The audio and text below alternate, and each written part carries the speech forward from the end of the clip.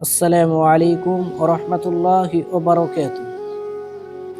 কিছু কিছু যুবক ভাইদের উদ্দেশ্যে আমি বলি, তোমরা যারা সোশ্যাল মিডিয়ায় ভিডিও বানাচ্ছ ভালো কথা, কিন্তু তোমরা মুখের মধ্যে এমন কিছু খারাপ ভাষা উচ্চারণ করছো যেগুলার জন্য সমাজ খারাপ হচ্ছে।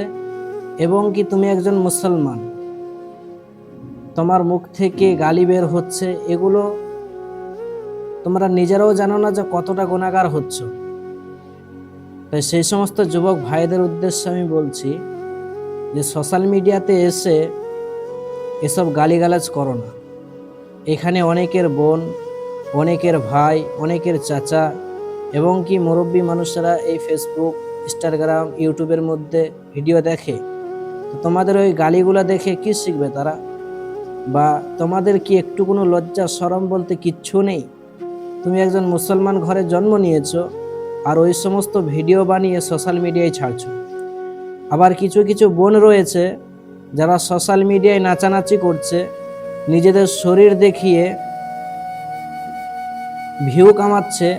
তাদের উদ্দেশ্যেও কিছু কথা বলি যে আল্লাহ রাব্বুল আলামিন পৃথিবীর জমিনে একজন নারীকে কতই না সম্মান দিয়েছে। সব থেকে বড় জিনিস হলো ইজ্জতকে হেফাজত করা, কিন্তু সেই ইজ্জতকে সোশ্যাল মিডিয়ায় আমরা বিলিয়ে দিচ্ছি।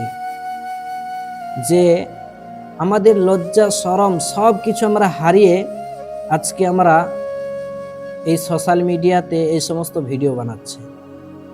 জানি না আল্লাহ রাব্বুল আলামিন তোমাদের কবে হেদায়েত দেবে এবং কবে তোমরা দিনের দিকে ফিরে আসবে। একজন মেয়ে, তোমার সব থেকে বড় দামি জিনিস হলো তোমার ইজ্জত, আর সেই ইজ্জতটাই তুমি সোশ্যাল মিডিয়ার মধ্যে বিলিয়ে দিচ্ছ। তাই তোমাদেরকে আমি বিশেষভাবে অনুরোধ করছি যে এই সমস্ত কাজ কারবারগুলো তোমরা এই সোশ্যাল মিডিয়ায় করো না। এই দুনিয়ার থেকে আখিরাতের জীবনটাই হলো আসল, সেই আখিরাতকে নিয়ে চিন্তা ভাবনা করো।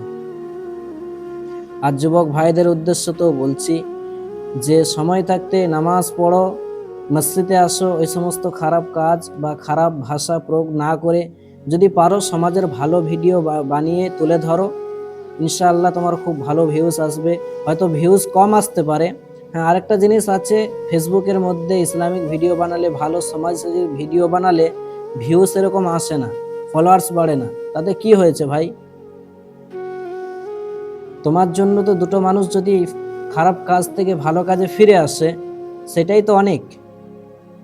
অনেক ভিউর আমাদের প্রয়োজন নেই, অনেক ফলোয়ার্স আমাদের প্রয়োজন নেই। শুধুমাত্র সমাজ যেভাবে চললে সচেতন হবে, ভালোর দিকে যাবে, সেই সমস্ত জিনিসগুলো করার চেষ্টা করো।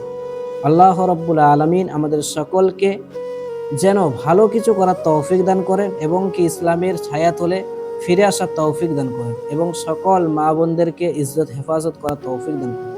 আল্লাহুম্মা আমিন।